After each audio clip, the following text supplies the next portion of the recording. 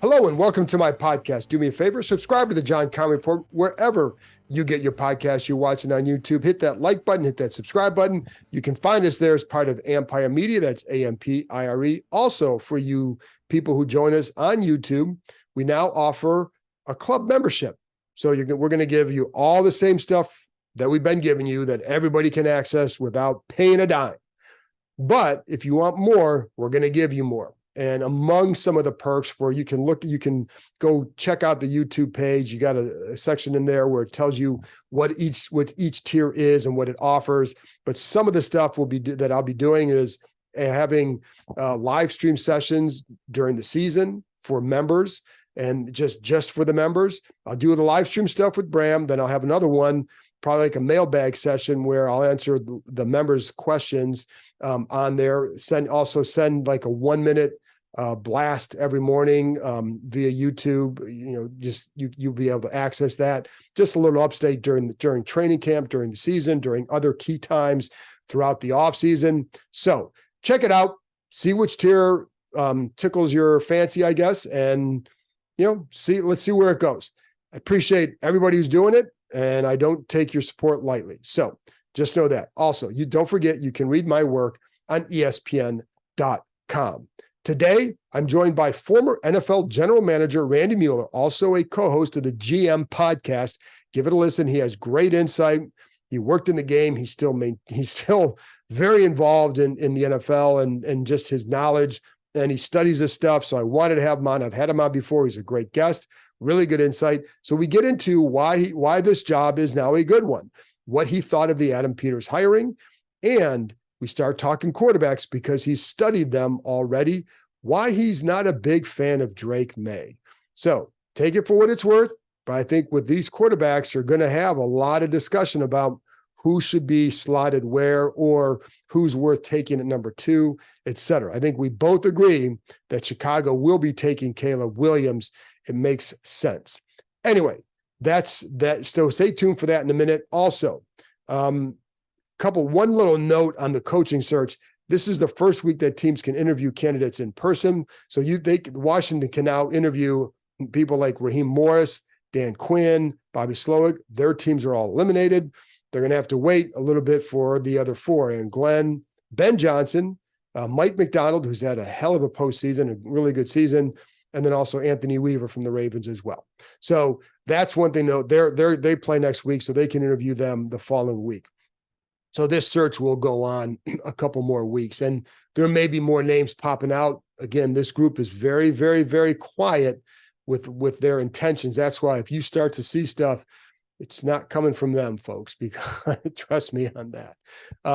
Anyway, that's it for that. And one little programming note: there will be no live stream no live stream show this week. I don't believe but I'll be doing it again after they hire the coach. I will be back on Tuesday morning with another podcast, so stay tuned for that. Anyway, here's my conversation with former NFL general manager Randy Mueller. All right, Randy. Well, a week ago, Washington made big news by hiring Adam Peters. I'm just curious to start with what your reaction was to that news and what you think of Adam. Love Adam. Thought he was the most qualified guy on the market. I'm glad they were able to pull the trigger sooner. I think some of us had doubts what Washington would do because of all the pomp and circumstance really behind the search committee and all the people that were involved. You would hope that it wouldn't slow the process down, and it didn't. So kudos to them. I think Adam, even though he's a first-time GM, was the most qualified with the biggest body of work that you could access and actually see. And so I think it's a great move by the Commanders. Obviously, it's a new group, and any new ownership group has to still prove itself on, building how they build it. But what did that move signal to you about them? It signaled to me that they weren't sleeping the last 2 months, that they actually had their ducks lined up. They had done a lot of research. The fact that they could pull the trigger that fast told me they did their homework, which is impressive. I think most thought, what are they going to do? There was a lot of questions about the group that Josh has surrounded himself with. Had they done their homework? And this clearly told me that they did. The other thing it tells me is they have a clear vision of the structure that they want because they added Adam Peters as a GM early enough in the process where he can have some influence on the coaching hire. And so for that reason as well, it's another box that they've checked in an impressive fashion, that they get him on board to now kind of lead the search, not just have input like some of the other teams have done around the league that are looking for coaches without GMs per se. Right. And, when you, as you talk about, like there are a lot of people involved in their process, did that concern you at some point? Like there were maybe too many people, or what was there a concern with that? It definitely concerned me. I have always thought this about the Washington market. It is convoluted. It's a busy market. It's a big market. There's a lot of people with, agendas in the area, just from the political standpoint. Let's face it, it is what it is. So I thought that, yeah, there was a concern that there's a lot of cooks in the kitchen. Man, oh man, how is this going to work out? But I think they have to put most of those questions to rest in that Right. they were definitive. They hired, in my opinion, the right guy for the job. And even though he is a first-time GM, and if they end up hiring a first-time coach, I'm not sure he's done, Adam, that is, shaping the front office to where he probably will add some experience in some way, maybe somebody from that's been in the GM chair to add to the mix of first-time GM, first-time coach. How important would that be for him to do, just to have, and again, Well, Mark Mayhew's there, who's been in that role, and I don't know what his future is. But how important is it to have somebody else there with that kind of experience? I think it's imperative in that market, because I thought this would be a tough job for a first-time GM unless he surrounded himself with somebody who's been there, done that, especially from a rebuilding standpoint and a decision-making standpoint, somebody that's been through it, that can say, hey, wait a second, this is not a good idea, guys. Here's what happened to me 5 years ago, or here's what happened to me 10 years ago. They need some of that perspective, especially, like I said, if they end up with a first-time head coach. It can be done, but I think Adam knows that, and I think he'll add that to the decision-making mix at the top of the front office. And do you think because the market, just like you said, some of the, what's the political aspect, or is there something else about this market from an outsider's perspective that kind of leads you to say that? It's always seemed to me, and this is from afar, John, but you know better than I, it's always seemed like a place where this information got leaked out, or that information, it just wasn't tidied up. It was always kind of a, let's put our finger in the dike here. And maybe that was the Dan Snyder era, Right. but I think it was always like that, where you just didn't know where the agenda and information was coming from. And I think to be successful, especially at the top level, elite level of the NFL, you've got to have your own building buttoned up and a way of doing business that you don't have those questions about trust, about any of that stuff. And that's just always been a place that, to me, struggled to reach that level of confidence of everybody being on the same page and everybody pushing the same direction. And I think that, to be honest, Randy, I think that's been a huge point of emphasis for this group, because I have heard from definitely from people, they understand how leaky this organization has been in many corners. So I think it's been a priority for them. In fact, like the stuff that's coming out about the search, it's not coming from them. So I think I think to your point, I think it's something they recognize and are trying to change. How important is it to kind of get away from that?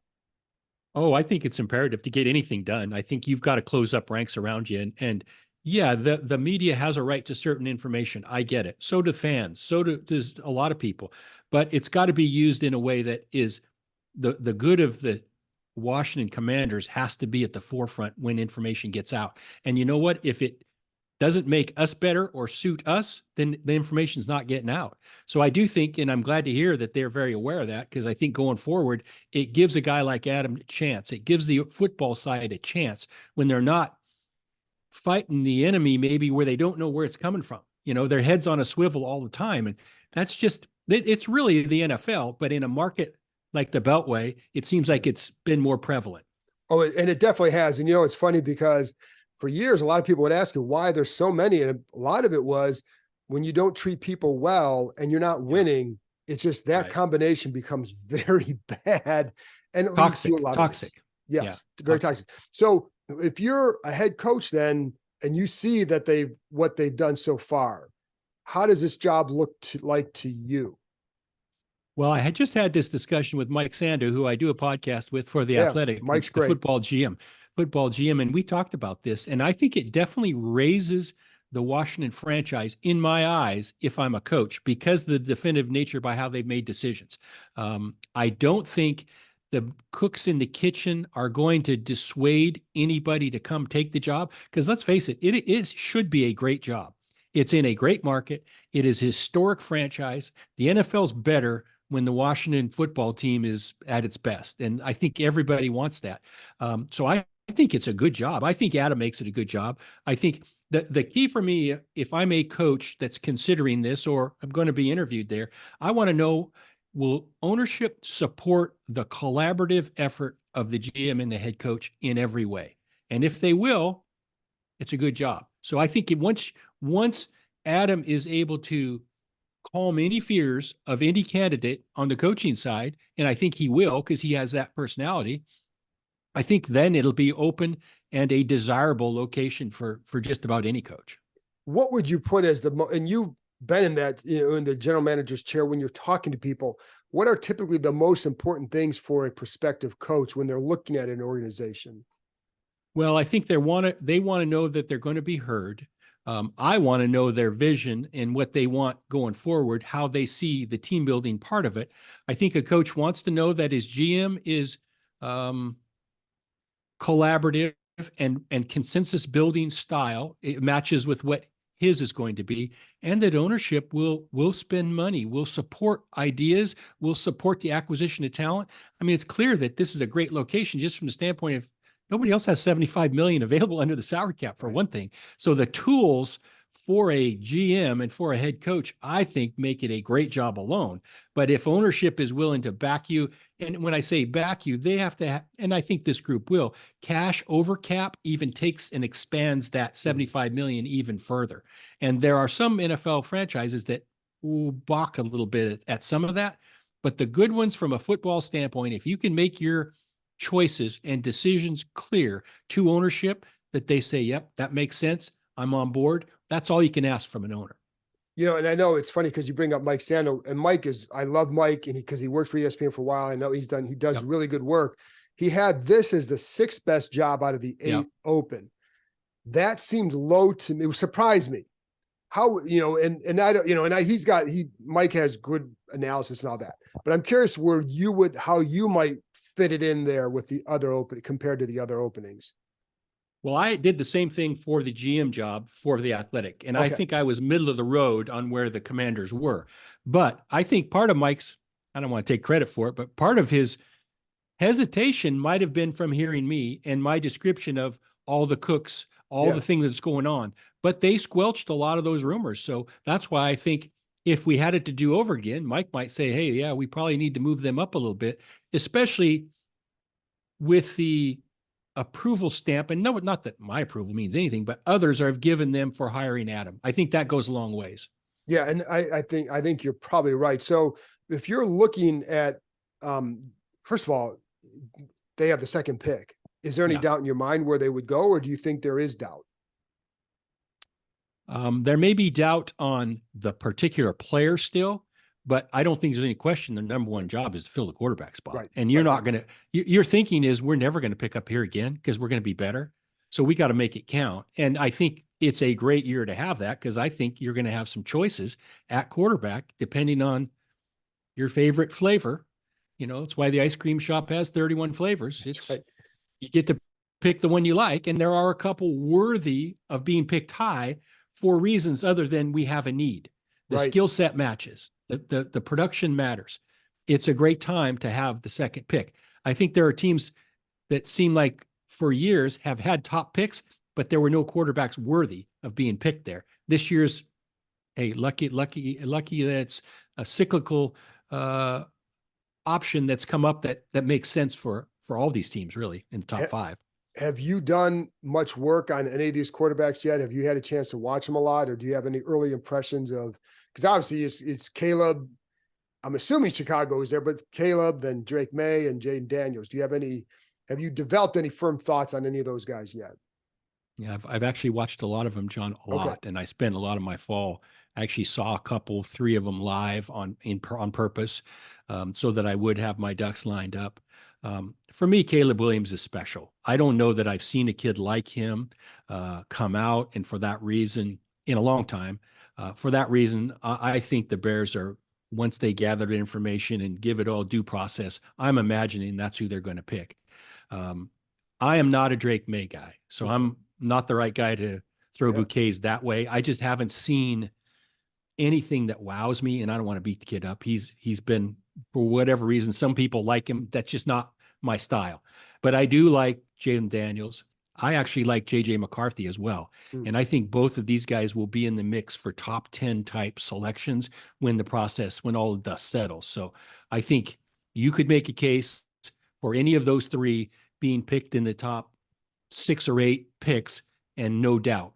The Drake May one, maybe at some point I'll come around, but I've seen a lot of film and I'm still waiting to be impressed. I think a lot of times early in that evaluative process, the outsiders, the people not in NFL buildings, build up these players and they take a liking to them in September, and come hell or high water, they're going to keep selling. They're going to keep pushing. And I'm just not buying that Kool-Aid until I actually get my eyes on them. And here's the other thing to keep in mind. Really, none of the coaches have even been heard yet. Right. And I find that history shows me once the coaches get involved as well, they tend to kind of line up with those of us that have done it for a living for a long time. And so I think there'll be a more clear consensus the further we get into this. Yeah. And I think obviously too, until they have a head coach here, we don't know what style even they're looking for. With May, I'm curious. And what is it that you haven't seen him? Some people compare him to Justin Herbert. Do you even see that at all? I know the size and all that. Yeah, I think the biggest thing is you just hit on it. The size is what everybody sees. Everybody sees 6'4", 220 pounds. But I don't see elite arm like Herbert. I don't see elite anticipation or processing like Herbert. So there's some things that I don't think that's a good comparison. I see more of a little bigger Mac Jones. That's what I see. Somebody like that. I think his arm strength to me is ordinary for NFL levels. But the bigger thing to me is inconsistent accuracy and inconsistent timing within structure to anticipate throws. I struggle with that. I just haven't seen that. And then with Jaden, because he can be electric.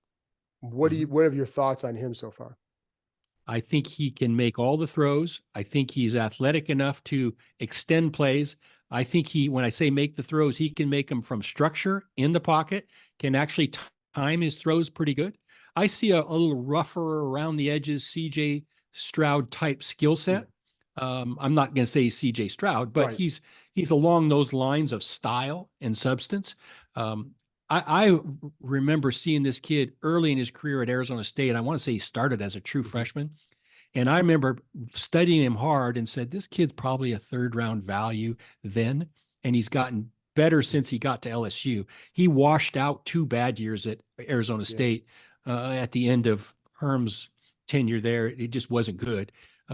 They've done a good job at LSU bringing him along. So I think his skill set fits with an NFL offense that can process, read coverage, and get the ball out quick. I didn't really have a ton of doubts about the kid. Okay, good. And then with Chicago, you would assume they're going to trade Justin Fields. Where do what do you think of Justin as far as like his future in the NFL? Is he a guy worth trading for? I mean, I'm assuming if you're Washington, you should draft somebody, but what team might be a good fit for him? And would you pick him up if you could? I think it really depends on where your offense is going. I think if it's an Arthur Smith run Atlanta team, I think that would have been a destination. I say that, and then they passed on him coming out. Right. So maybe there was something that they didn't like then. But I think it's got to be a play action, RPO type style that works best for him. He's been 3 years in a couple different systems, and obviously the Bears haven't done him any justice by how they've created a chaos around him with system, with not such a good team. But he still, for my money, is inconsistent accuracy, inconsistent getting the ball out on time. And those to me are bordering on flaws that are hard to fix unless you just go with the system that he has proved he can run, because he will make wow plays. It just won't be on time and in a structure. And so that bothers me a little bit after 3 years. I've been a big fan of his and thought he was worthy of getting picked. I think what's happened to him in Chicago has hurt his development. Somebody might find that to be attractive. I don't know where, but the position itself is so hard to find that somebody might say, hey, this is better than what we have, even though it might not be ideal. And you might get, if you're the Bears, you might get a second or third round pick for the guy. I don't think you're going to get a top pick for him, not at this point in his development. What's your evaluation of Sam Howell? Kind of unfair, to be honest with you. I think he threw more balls this year from a 2-score disadvantage than anybody I've ever seen. I mean, they're behind every game. Their point differential was awful. They couldn't protect. And some of that was on Sam, but I thought they did a terrible job rebuilding that offensive line. It never got rebuilt, but I don't know how much of that was on the system, on the upfront protections, or on Sam holding the ball. So I think it's hard to get a real gauge. I don't think going forward you could bank on him being a guy. Not to say he might not be at some point, but he was really put in some tough spots all year long, in my opinion. Yeah, and I think that's why, like, when you have a new group coming in, you're going to pick your guy. I mean, would you be shocked if they went anywhere other, if they did anything at 2 other than stay there and pick a quarterback? I mean, some people say, oh, trade back and keep building. It just seems like if you're a new group, you want your guy in there. I think you not only want your guy, John, it's like I said, your thinking is you're never going to pick up here again to get a guy. So you've got to take advantage of the second pick. And to me, there may be a slightly better player at another position. It still doesn't matter. We got to have a quarterback if we want to have a chance. And there's no better time now because we're going to have a long rope as new decision makers. And let's just do it with a kid who we're developing in our own vision and in our own system. Couple more questions. And I know you had experience with Dan Quinn in Miami. And I'm just curious, like, he's one of the names that is on Washington's list. And first of all, what are your thoughts on him? As we've seen him as a head coach, we've seen him as a D coordinator. What are your thoughts on him? Obviously a great guy. Very upbeat personality wise, very much like Pete Carroll in personality. He plays a certain style of defense that has its pluses and minuses. We just saw the other day a defense that was structured, I assume to his liking, but is kind of light in the butt, gets pushed around, not anchor up front, which surprises me because he spent some time in the Nick Saban school as well. He was with Will Muschamp, who runs the Nick Saban stuff, whether it was at Florida or wherever. So that is a total other end of the spectrum for what Dan has shown with the Cowboys. He's got pass rushers up the yin yang, but they lack a structure on defense that is problematic against certain matchups. So that would be a problem for me. I think Dan can lead men. I think he's shown he could do that in Atlanta. I don't know that he's going to fix the defense exactly like you want it as a visionary going forward, but you'd have to consider getting his opinion on a whole bunch of things because Super Bowl coaches don't grow on trees, and he's been there, at least done that. Would you have any qualms hiring or hiring him, or would a lot of this stuff, what would that other stuff give you pause and you'd want to look elsewhere? It kind of depends on the options you have. Okay. I wouldn't necessarily have any pause about him. I think I know him well, but you bring up the quarterback situation. Are we better suited to hire someone who can, number one, develop this guy going forward? And that's probably done best from the offensive side of the leadership standpoint. But hey, who knows? Maybe Dan hires an offensive coordinator that's the next, Ben Johnson. I don't know. Well, speaking of Ben, what do you have thoughts on him as a candidate? I mean, I'm sure you've seen his offense quite a bit, but I've said since last year it's the best designed offense in the league. He does a great job of, from a game planning standpoint, executing things, but it's the design, it's the ideas, it's the thing that he comes up with week in and week out that have impressed me. And I don't know the man at all, have never met him, don't know anything about his personality. There's a lot of intangibles that obviously have to go fit with a head coach in the NFL. But from an offensive scheme standpoint, I think that is what he's done with Jared Goff should be an indicator that he can do that somewhere else. And he seems to have, just for my money, John, more answers for the quarterback than most other places. And I happen to think that's maybe the most important thing. There were a lot of times this year I watched the games. I'm thinking they didn't give him an answer on this play. That's huge. And, but he does, like, he also, it's funny because for an offensive minded guy, he likes to run a lot of power. And it's, Mhm. it's like there's some of those elements to it where it's not just trying to be fancy. It's a good mix of what he does and the play action and all that. Um, Yes. is there another candidate out there that, that you have looked at and you think he's maybe a sleeper candidate for whether it's here or somewhere else? Well, There's I don't know if he's a sleeper. Yeah, but I like the makeup of Brian Callahan at okay, Cincinnati. He has not managed an offense like Ben has. So right, he's a little bit removed from that decision-making role. But I know this, they bank on him a lot. He does a really good job in helping Zach in Cincinnati game plan, um, implement game plans, teach.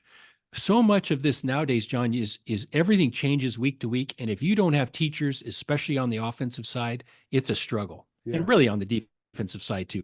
You look at Matt LaFleur, what he did this year in Green Bay from week 1 to week 19, where they're at now. right, The development of those players, the teaching skills, the understanding of the system that finally sunk in for those young receivers.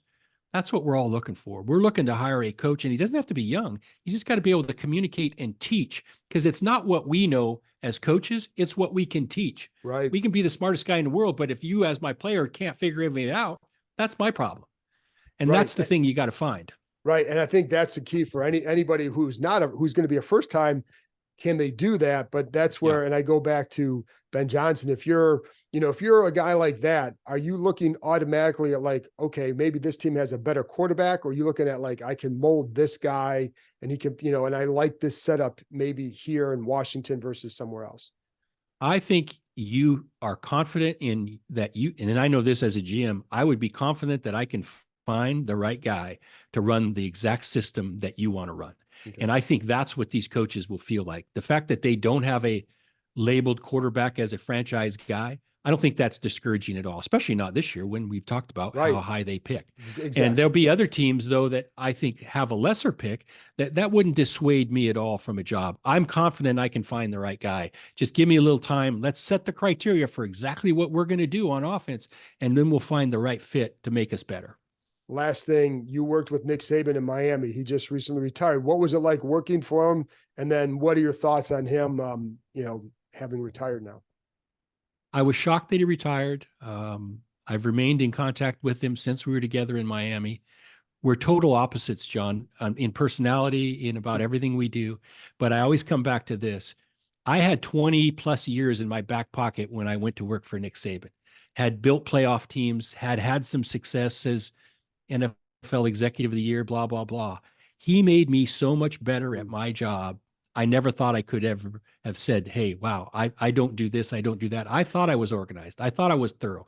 I thought I was working harder than most. He pushed the envelope to me even further, Really? which I'll be forever indebted to him because he made me so much better. Like I said, if you just have an open mind to any type of coaching like that, whether it's a player or another assistant coach or a front office employee, and you have a chance to be around that, the best thing about Nick was, yeah, he would grind you, but he held everybody accountable, and he was fair, and he was right there with you shoulder to shoulder working every day. He looked at every player we even talked about himself. He didn't take his word of anybody. Him and I studied players together night after night, and I don't know how he had enough energy to do it, but it was awesome for me to be around it. We had a system in Miami that he then took with him to Alabama, and if I was ever anywhere else, I would have taken that same system as well. It was the best I've ever seen at identifying players, valuing players, and team building with that. It was awesome. And it's come to fruition for him for, 15 years at Alabama. So you weren't surprised by the success he had there then? Not at all. Not at all. He's very good at identifying exactly what he wants and made me a believer in if we set a criteria or a job description and we can fit it with any player out there, he's going to find the right fit for him. It may not be the right guy for John Keim or Randy Mueller, but it's for him. And that's what he is disciplined enough to do every time he chooses a player. It's how does he fit for us? That's hard to do. It's hard to have that discipline, no doubt. Yeah. I'll give you one quick story. We used to have a process when we set our draft board. He'd go around the room and he'd say, does everybody think there's one card that's completely out of line that you don't like that you could change? And one time he came to me, and do you remember the player Tamba Ali, right? The rusher from Kansas City? Yeah. Yeah. I said, coach, we need guys like this. This is exactly what we're missing as a rusher. And he said to me, he said, Randy, we do not have a position for Tom Baldy. I'm sorry, you and I have talked about this. He pushed back, and he's right. We did not have a position. So he was okay letting him go somewhere else, letting him go to Kansas City, even though he's really good. Mm-hmm. He just didn't fit us. But that kind of discipline never wavered. And you're right. Most coaches are saying, just give me players. I'll figure out a way to use them when I get them. That's not the way Nick is. He only wants the guys that fit with him, and he's fine if they go somewhere else. And it's funny because one of the things that Adam Peters has been known for is identifying guys that fit the schemes of the teams that he's with. So it's a big trait, and we'll see how it works out. So Randy, I appreciate your time and your insight. It's always really good. So thank you very much. You bet, John. Anytime.